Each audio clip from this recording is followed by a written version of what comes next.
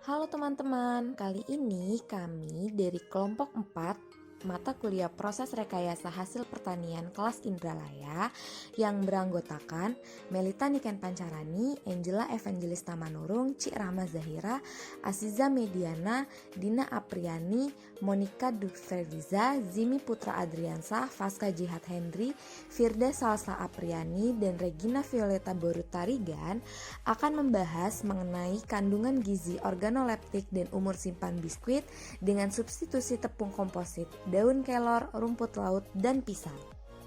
Simak yuk pembahasannya. Melatar belakangi penelitian ini adalah salah satu zat gizi mikro yang masih menjadi masalah di Indonesia adalah iodium. Tidak terpenuhinya kebutuhan iodium dapat mengakibatkan beberapa gangguan yang biasa dikenal dengan sebutan gangguan akibat kekurangan iodium atau GAKI. Kebutuhan iodium harian dapat dipenuhi dengan pembuatan produk pangan dari beberapa macam tepung yang mengandung iodium tinggi. Pembuatan produk pangan dengan menggunakan tepung komposit tinggi iodium lebih mudah dilakukan dibandingkan fortifikasi iodium dalam bahan pangan. Salah satu contohnya adalah tepung komposit yang merupakan campuran tepung, pati, dan bahan lainnya yang bertujuan untuk mengganti penggunaan tepung terigu secara total atau sebagian dalam produk roti dan kue kering atau biskuit. Metode penelitian. Penelitian ini merupakan penelitian eksperimen menggunakan rancangan acak lengkap dengan 5 perlakuan, yaitu pembuatan biskuit dengan substitusi tepung komposit, yaitu tepung rumput laut, tepung pisang, dan tepung kelor, di mana masing-masing konsentrasi yaitu 0%, 25%, 30%, 40%, dan 50%.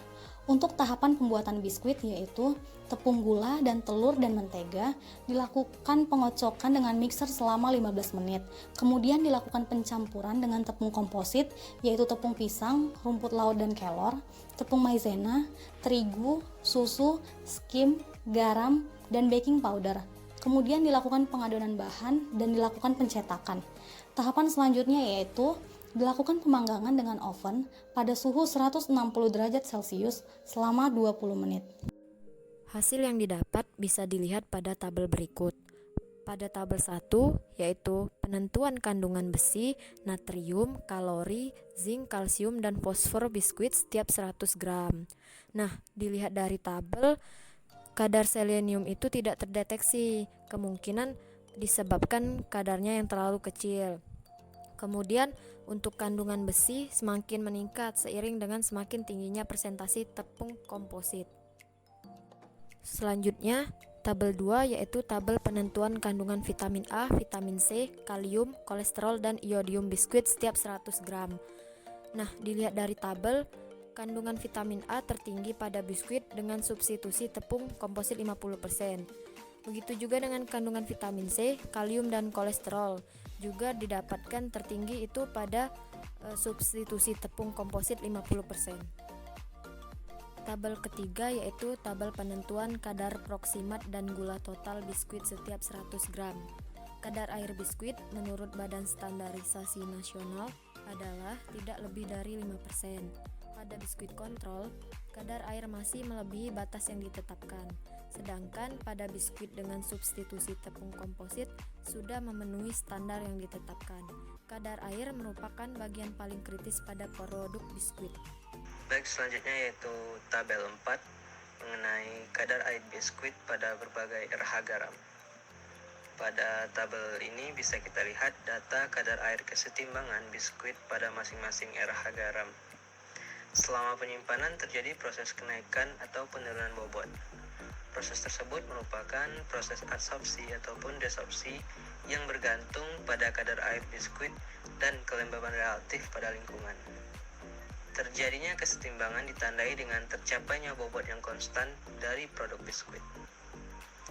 Selanjutnya bisa kita lihat yaitu tabel 5 mengenai perhitungan umur simpan biskuit.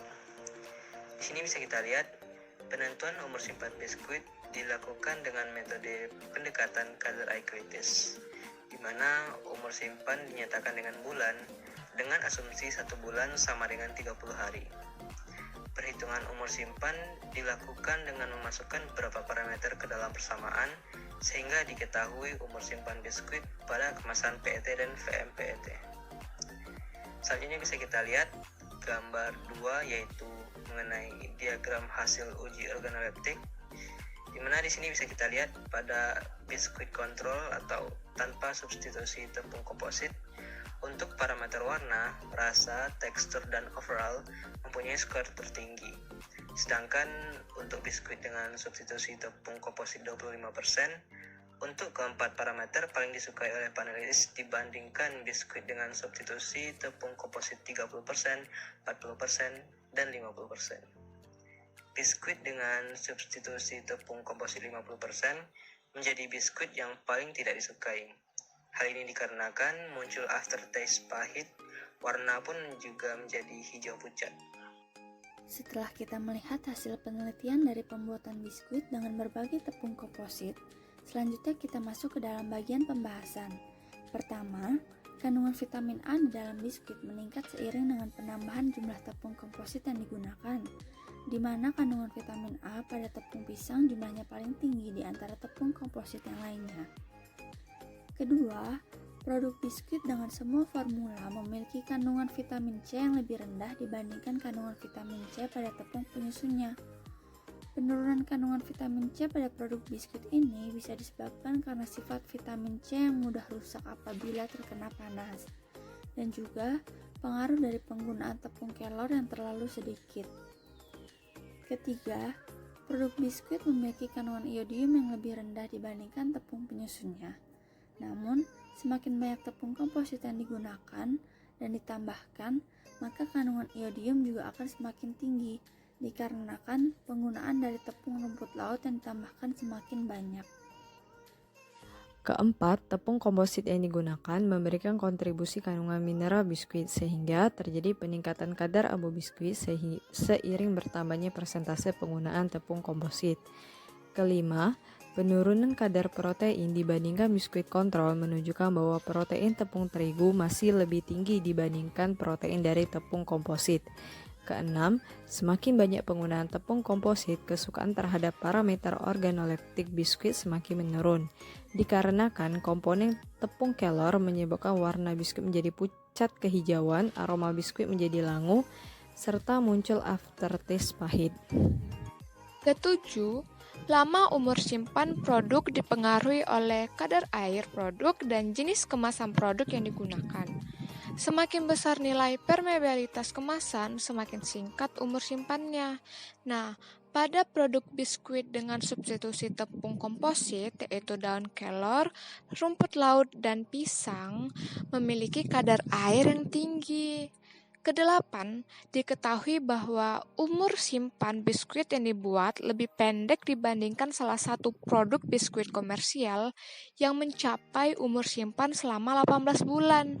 Hal ini dikarenakan faktor pengemasan dan jenis kemasan kemungkinan menjadi penyebab perbedaan umur simpan biskuit. Pengemasan dengan PET pada biskuit memiliki umur simpan hampir sama dengan kemasan PP atau polipropilen yang memiliki umur simpan antara 2,2 sampai 2,8 bulan. Sedangkan biskuit yang dikemas dengan VMPET mempunyai umur simpan yang hampir sama dengan HDPE atau High Density Polyethylene, yaitu 4,7 bulan. Kesimpulannya, pertama, penambahan tepung komposit dalam biskuit ditujukan untuk membantu menambah asupan iodium bagi penderita gaki. Kedua, biskuit dengan daya terima terbaik adalah substitusi tepung komposit 25%. Ketiga, lama umur simpan biskuit dipengaruhi kadar air produk, faktor pengemasan, dan jenis kemasan. 4. Biskuit dengan kemasan PET memiliki umur simpan selama 2,14 bulan, sedangkan pada kemasan VMPET selama 4,73 bulan.